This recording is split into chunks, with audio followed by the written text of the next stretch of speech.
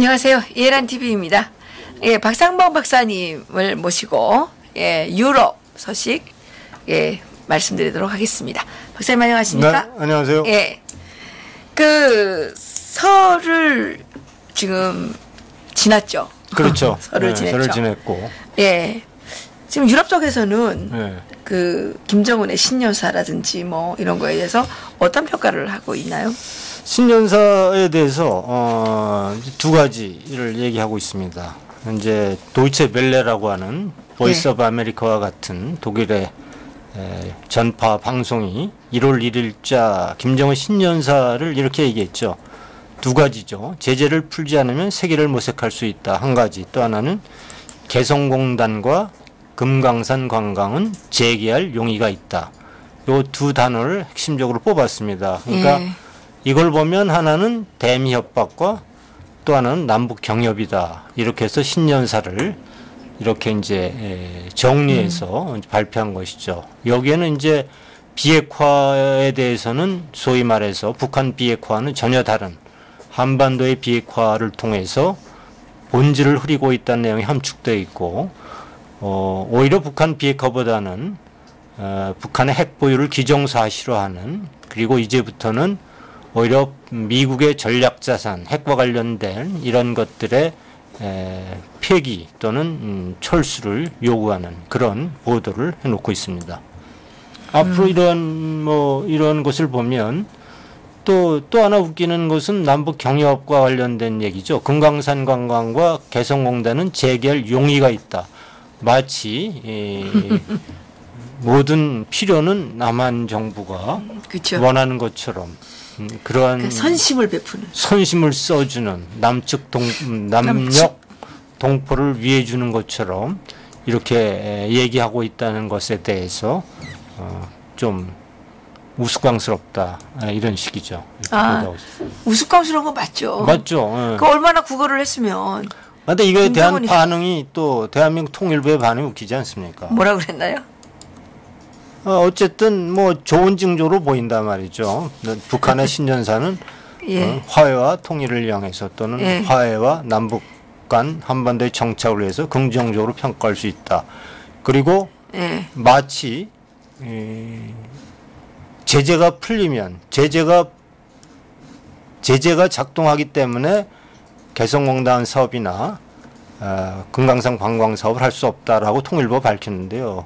그러고 보면 제재만 풀리면 나서서 적극적으로 개성공단과 금강산 관광 사업을 펼칠 것이라는 보도라고 이제 통일부가 그렇게 밝혔죠. 네.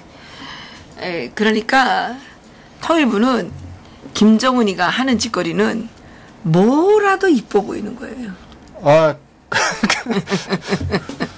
보수는 괴멸 대상이고 김정은은 용서의 대상인가요? 어떻게 되는 건가요? 용서의 대상이 아니죠. 추앙의 대상이죠. 추앙, 존경의 대상이다. 무슨 말씀을요? 그렇게 전혀 추앙의 대상이죠. 그 정경두가 그랬잖아요. 김정은이가 방남만 할 수 있다면. 방남만 할 수 있다면. 천안함, 연평도 이런 거 뭐 하나도 사고 안 해도 된다. 방남하면 뭐가 좋아지는데요? 그 뭐 호박같이 생긴 얼굴 보는 거겠죠. 뭐 방남은 문재인 지지율 올라가잖아요. 참 한심한 얘기네요. 방남은 뭐가 좋아지는지, 방남은 비핵화가 이루어지는지 정경두 국방장관은 대답하기 바랍니다. 그분은 군인 맞아요? 글쎄. 아니 근데 위안부 문제는 왜 끝까지 과거를 잊지 않죠? 끝까지 파헤치고 세월호 문제 조사는 왜 끝까지 조사를 그러니까 해야 되는 건지. 사망을 해도 그 어느 정권에 사망됐느냐에 따라서 달라지나 봐요.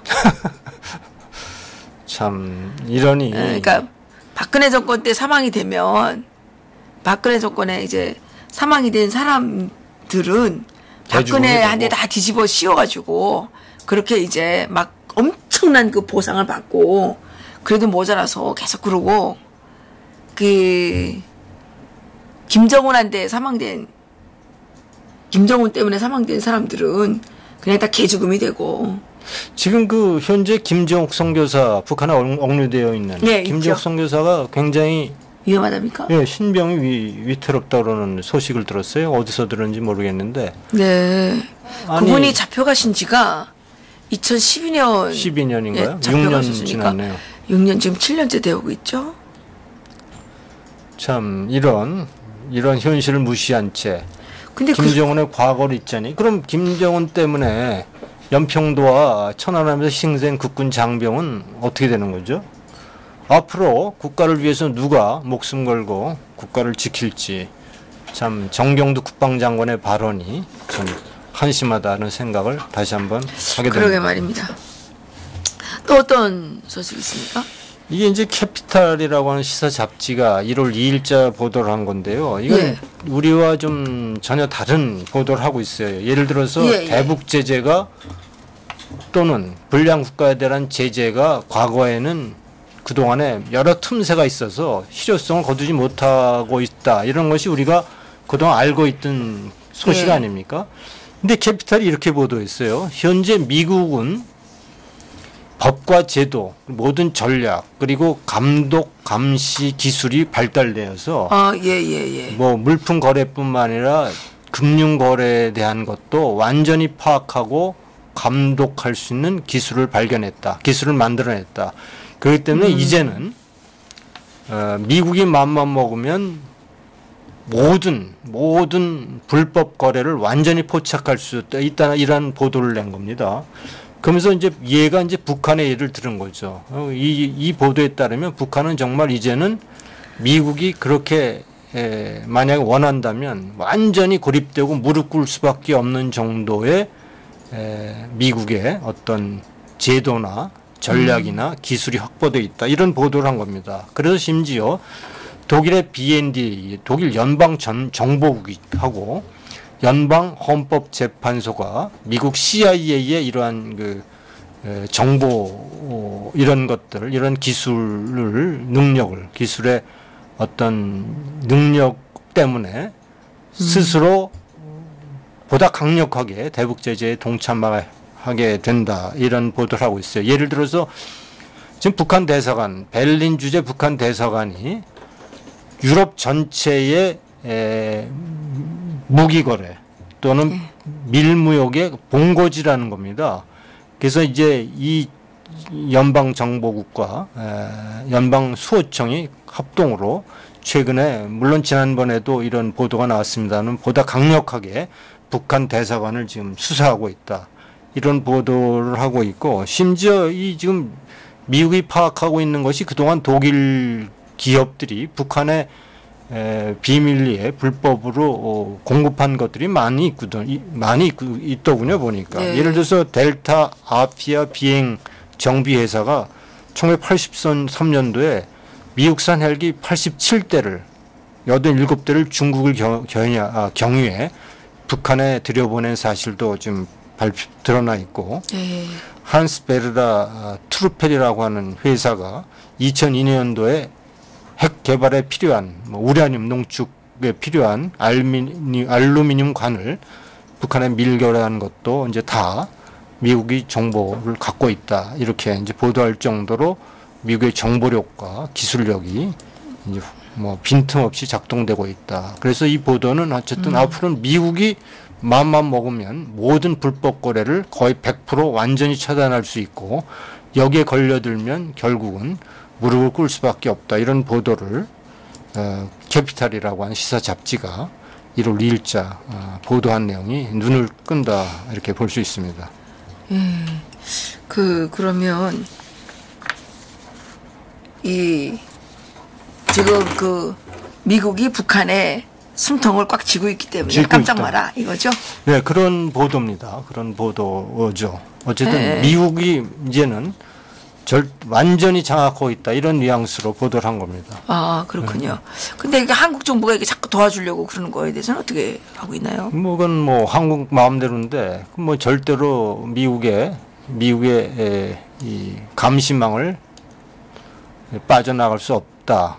그렇게 이 보도에서 우리가 읽어낼 수 있습니다. 아, 그래요. 네. 예. 뭐 지금 아다시피 그동안 남북 도로 연결이나 철도 착공식이라든가 개성공단 말만 있지 지금 진행되는 거 없지 않습니까?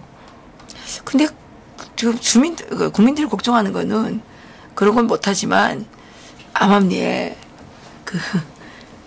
귤박스라든지 이런 걸로 보내주지 않냐 이런 걱정을 좀 많이 하고 있잖아요.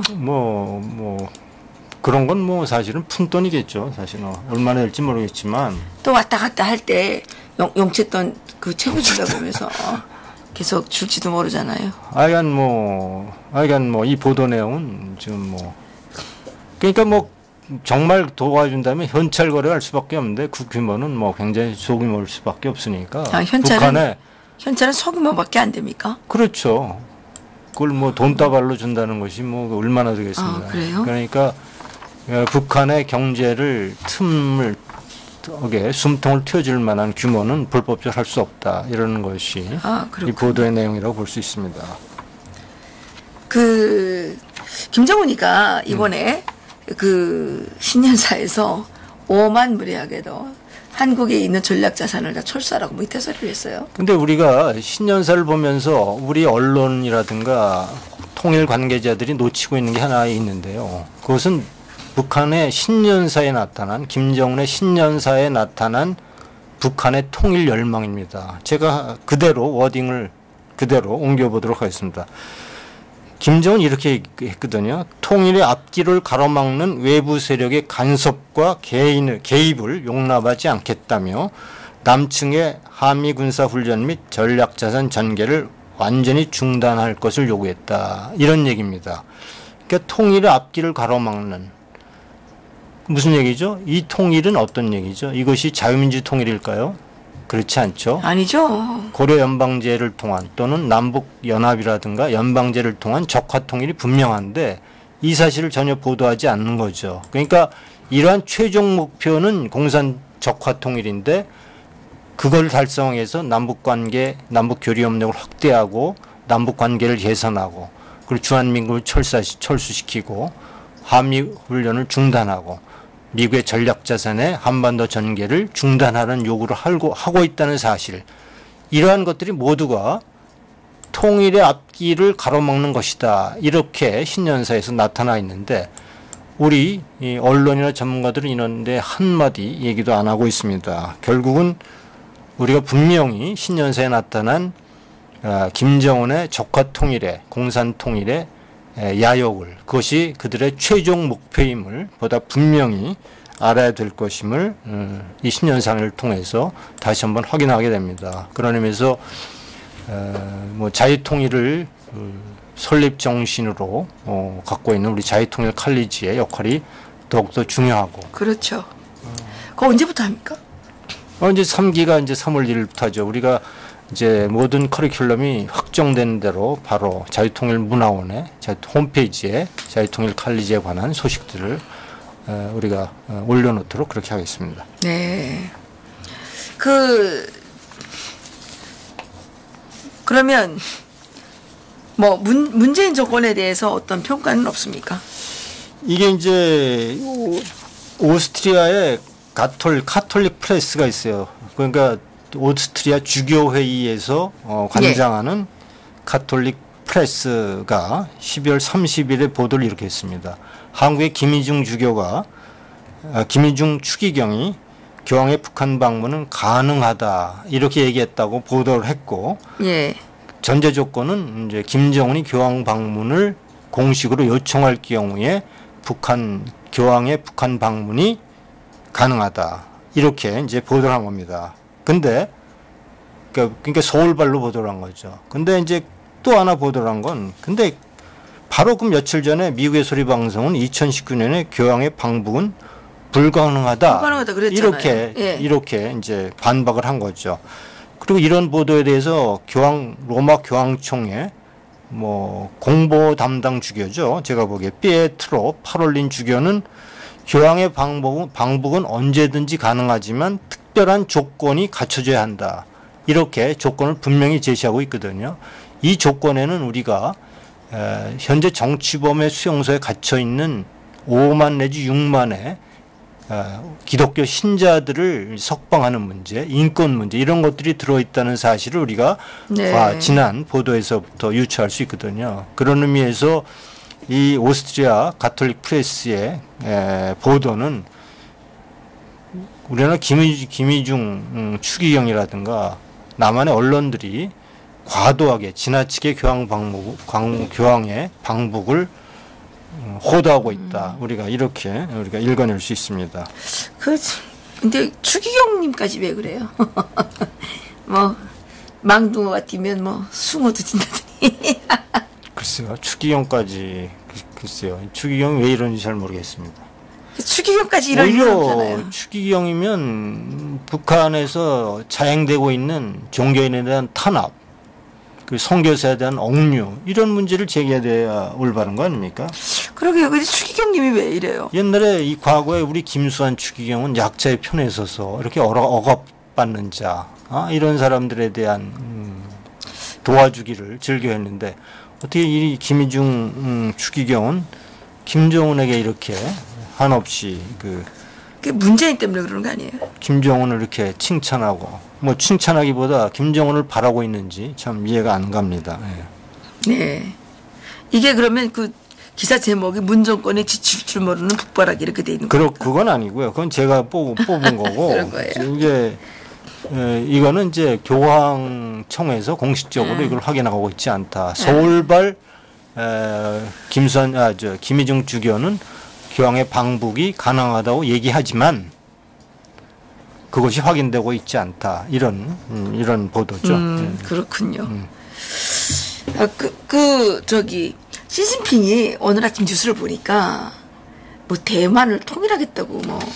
우리가 항상 얘기하는 것 중에 하나가 분단국에서 자유통일을 이룬 나라는 서독분이 없다. 이렇게 얘기하지 않았습니까? 예. 바로 그대로 드러난 겁니다. 분단국은 완결된 상황이 아니고 결국은 통일로 마감될 텐데 그 통일로 마감되는 그 통일, 그 어떤 통일은 누가 결정하느냐. 결국은 어떤 세력이 통일을 결정하겠습니까?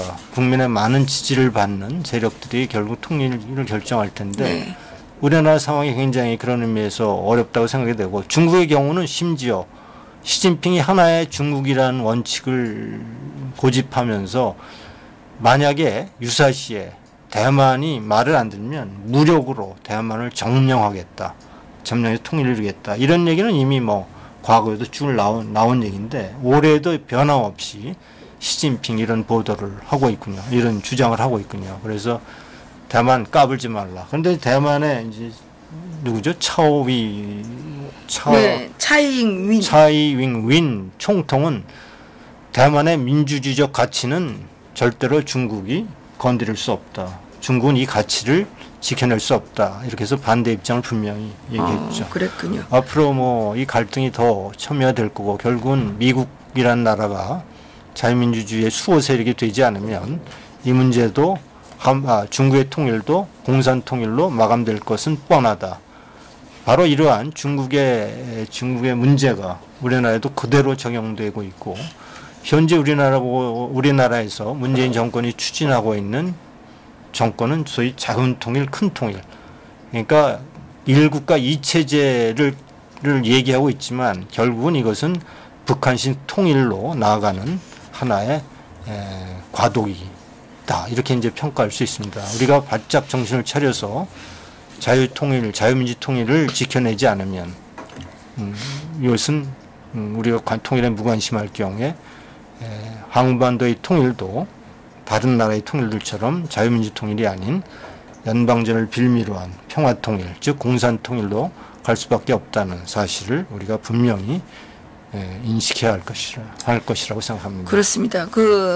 54년 8월에 이승만 대통령께서 미국을 방문하시면서 하신 말씀 중에 이런 말씀이 있더라고요.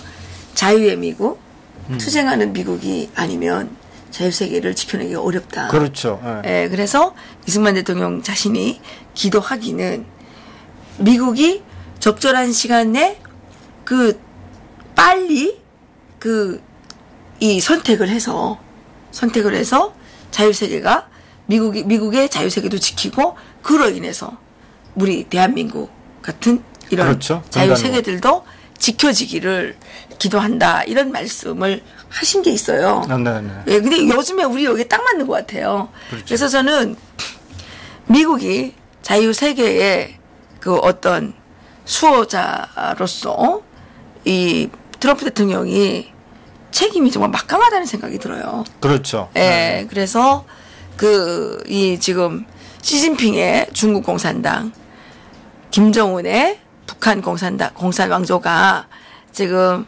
이 아시아 지역에서 이렇게 자유 세계를 엄청나게 위협하고 있지 않습니까?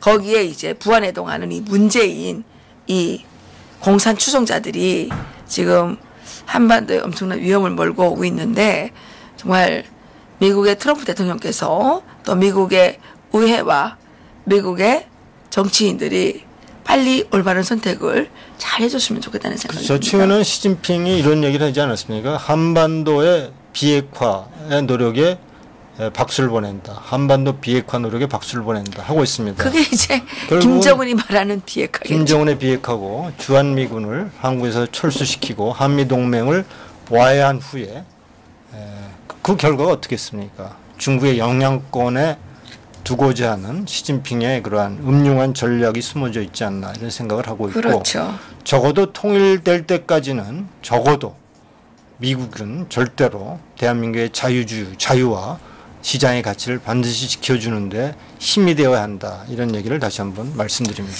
미국의 트럼프 대통령께서 지금 미중 무역전쟁을 참 잘하고 계시지만 확실하게 그렇죠. 잘 하셔야 되고 중국의 편에 붙어서 지금 핵을 가지고 장난질을 치고 있는 이 김정은 공산 이 왕조 체제를 하루빨리 CVID 해야 된다는 거죠. 맞습니다. CVID. 완전하고 돌이킬 수 없게 폐기시켜야 된다. 김정은을 폐기시키는 게 핵도 폐기시키고 핵을 폐기시키기보다 김정은을 폐기시키면 핵은 자연적으로 폐기되는 겁니다. 그렇죠. 그건 종속 변수니까. 그러니까 또 어떤 내용이 있습니까? 지난번에 펠릭스 릴 기자라고 저희들 만나봤죠. 그래서 그 당시에 딥사이트 기자인데 펠릭스 릴 기자가 그때 이제 이런 보도를 했죠. 탈북 캐피탈리스트라고 해서 우리 이해란 박사를 취재한 적이 있습니다. 능라밥상을 취재했고. 제가 탈북 캐피탈리스트 돈도 없는데. 이 펠릭스 릴 기자가 저 딥사이트에 1월 2일자 또다시 보도를 했군요. 그래서 지금 한국에서 불어오고 있는 그 통일의 열기, 남북 관계의 개선과 남북 교류 협력의 열기에 대해서 이제 취재를 한 겁니다. 그러면서 이런 보도를 했습니다.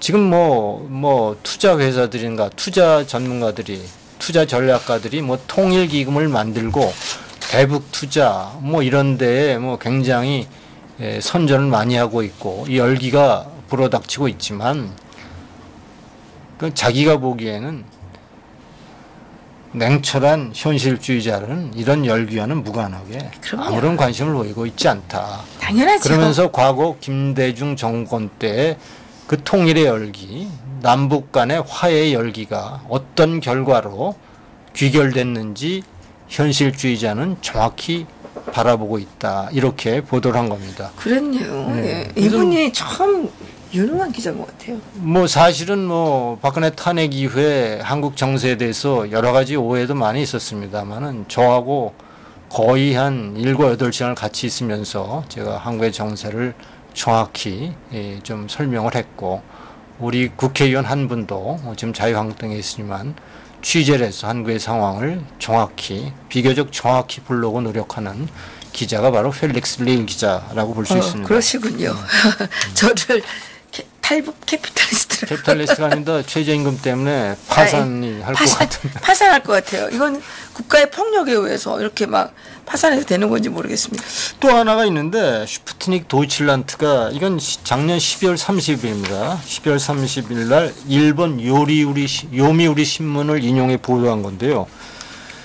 북한이 국제사회의 약속을 어기고 최근에 전자파 측정기를 실험했다는 보도입니다. 그러니까 이 기계는 미사일에 장착하면 주행거리 그리고 주행 속도를 측정할 수 있는 그런 최신 장비라고 합니다. 이 장비가 최근에 북한이 장비를 실험했다.